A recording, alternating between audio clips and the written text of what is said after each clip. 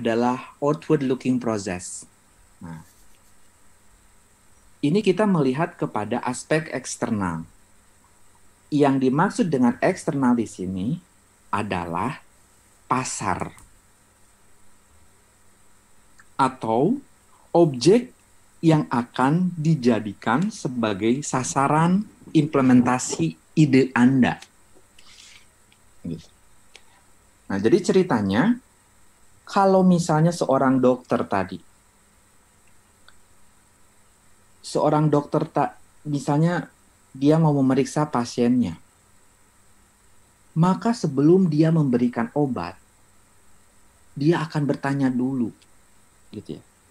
Gejala apa yang Bapak Ibu tunjukkan, misalnya diukur suhu badannya, tekanan darahnya, terus ditanya, Bapak dan Ibu punya alergi obat atau tidak? Gitu kan. Maka barulah si dokter itu membuat sebuah resep yang disesuaikan dengan kondisi si pasien. Mengerti logika sederhananya? Ngerti, Pak. Ngerti, Pak. Nah, pun dengan strategi tadi, si dokter itu memberikan rumusan resep itu pasti berdasarkan kompetensi dia, gitu ya, dari ilmu farmakologinya. Dia punya berbagai macam jenis obat, referensi. Misalnya obat untuk sakit kepala itu ada berbagai macam, gitu kan. Tapi kan dia tidak merekomendasikan serta-merta kepada sang pasien. Karena setiap jenis obat sakit kepala itu akan memiliki berbagai macam kandungan yang akan diberikan kepada konsumen atau si pasien tadi. Harus dilihat dulu kondisi si pasiennya. Apakah dia punya tekanan tinggi, tekanan darah tinggi, punya alergi obat? Nah, maka si dokter pun akan memilih obat yang paling relevan dengan si pasiennya. Nah, di dalam fase ini adalah proses outward looking. Bagaimana kita memahami sang pasien?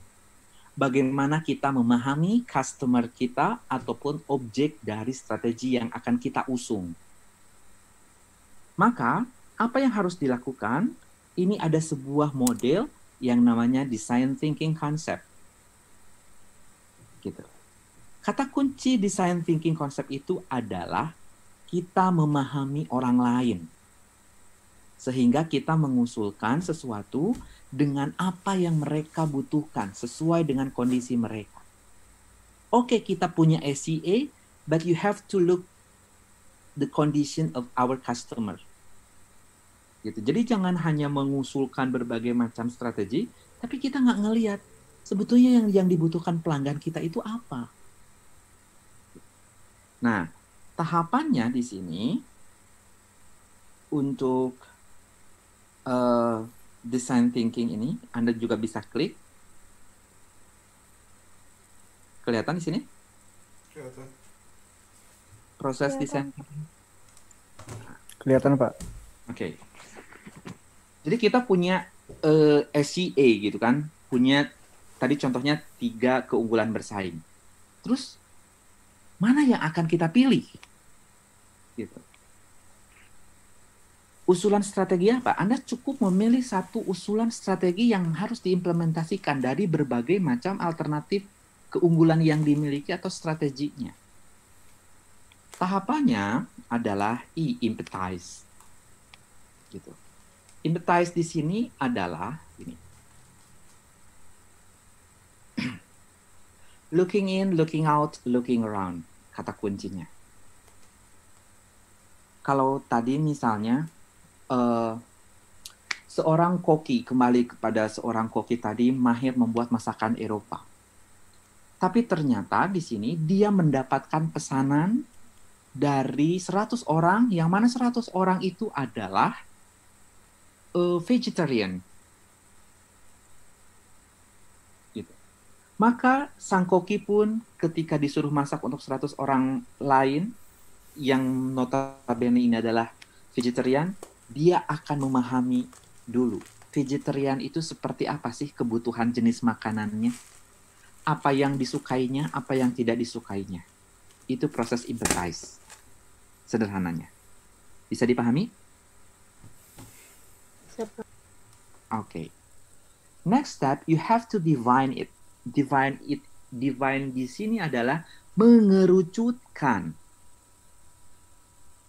kebutuhan utama dari si pelanggan tadi atau dari objek yang akan kita berikan strateginya. Oh, kita garis bawahi dari proses divine itu beragam macam implementasi itu boleh makanan berkuah, kering ataupun mau sifatnya pasta. Yang penting tidak boleh mengandung unsur daging dan lebih mengutamakan sayuran. That's divine. Karena objek kita adalah vegetarian, si koki itu. Bisa dipahami? Insya Allah bisa, Pak. Next step, Bisa, Pak. divine, Bisa, Pak. munculkan di sini ideate. Gitu. Oke, gue masak apa ya berarti? Gitu. Tapi dia itu melihat dulu core kompetensi dia gitu. Core kompetensi dia yang SEA tadi adalah masakan Eropa kan? Gitu. Tetapi tidak semua masakan Eropa bisa dimakan oleh vegetarian. So di sini ideat itu lebih kepada fokus what kind of cuisine that should be prepared. Masakan apa nih yang paling disiapkan sesuai dengan kompetensinya dia, tetapi khusus untuk vegetarian. Nah, SCA yang tadi Anda simpan itu munculkan di sini alternatif idenya. Gitu. Jadi proses ideate di sini kombinasi membuat suatu macam pitching antara kondisi market dengan core kompetensinya yang mengandung SEA-nya. Jadi kita tidak berpikir liar lagi di sini. Ideat itu sesuai dengan permasalahan ataupun kebutuhan dari marketnya dan juga disesuaikan dengan SEA yang dimilikinya. Nah, itulah alternatif rumusan strategi yang Anda desain. Bisa dipahami sampai ideate? So, Okay. Next step, you have to create prototype. Prototype di sini adalah model, contoh, sampel, gitu. Nah, sampel di sini, oke. Di sini di ideate itu saya akan membuat sebuah, misalnya tumisan kayak gitu ya, tetapi dengan saus Itali misalnya. Yang sama sekali tidak mengandung unsur beef ataupun jenis daging lainnya. Nah, sebelum membuat 100 porsi buat tamu yang datang, dia bikin dulu sampel. 1. Gitu. Oke, bikinlah 1 atau 3 mangkok. Itu proses prototype. Dan baru setelah membuat prototype itu, dia bikin tes. Tes itu dicoba dulu dari 100 orang tadi, diambillah sampel. Ambil 3. Oke, seorang-seorang. Gimana nih rasanya? Sudah cukup nggak untuk seorang vegetarian dari segi taste-nya? Europe-nya kerasa enggak? Misalnya kayak gitu. Kekhasan makanan Europe-nya itu ada atau tidak? Nah, ini adalah proses tes.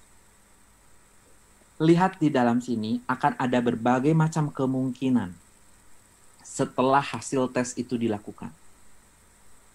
Jika memang misalnya itu adalah enak, sesuai dengan potensi kebutuhannya, dia bilang oke, good misalnya, so delicious, maka si sang koki pun akan membuat produksi massal 100 porsi karena sudah mendapatkan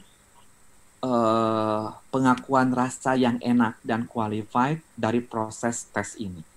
Maka dia menduplikasi. Itu kemungkinan pertama. Once dia tidak diterima hasil tesnya, kok gini sih masakan apa ini? Kok masih ada ya aroma-aroma dagingnya misalnya? Maka dari proses tes di sini akan bisa kembali ke divine. Artinya, bisa jadi sang koki salah merumuskan kebutuhan dari para vegetarian atau dia juga misalnya tidak relevan di dalam proses ideate-nya gitu. Jadi dalam perumusan idenya nggak apa ya, nggak cocok dengan lidah si para vegetarian ini. Atau dalam sampelnya juga bisa terjadi kesalahan. Maka di sini design thinking yang dimaksud bukan proses yang linear, tetapi di sini sifatnya bisa bulak-balik tergantung kepada hasil penerimaan si tes ini. Bisa dipahami sampai sini? Mau tanya Pak, Boleh, silakan. tadi kan defense sama ideate kan berarti menggabungkan antara SCA sama apa yang dibutuhkan kan.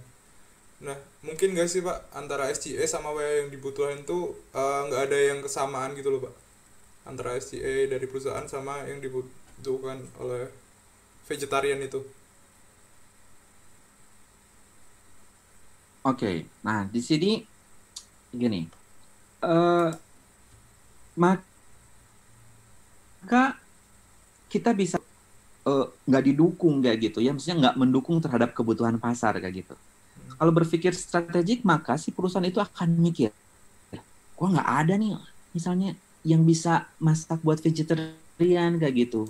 Europe sih iya kayak gitu kan. Iya. Nah, bisa cari, Anda bisa beralih kepada di bawah SCA itu apa tadi? Apa sih? Tingkatannya, levelnya. Sebelum SCA itu apa? Temporary. Temporary. Lihat sumber daya temporary-nya. Oh, Gitu ya. iya. Nah, nggak ada nih yang temporary. Lihat ke bawahnya. Gitu kan.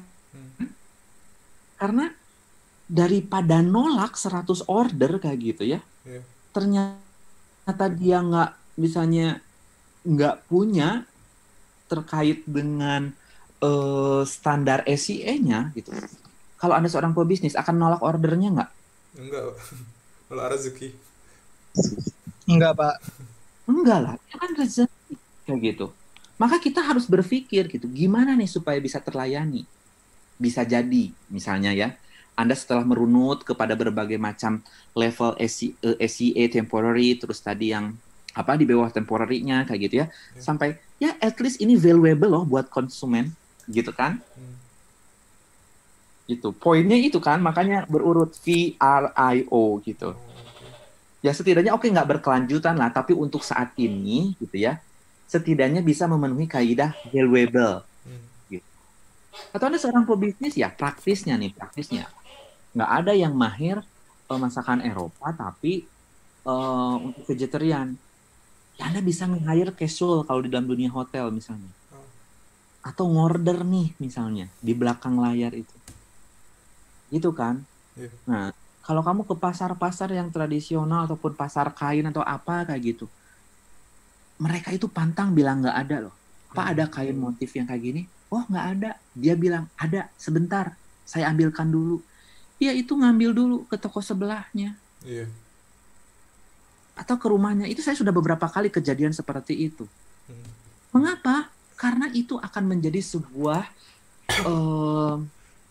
apa ya, maksudnya stigma buat konsumen. Wah, si toko ini mah nggak lengkap.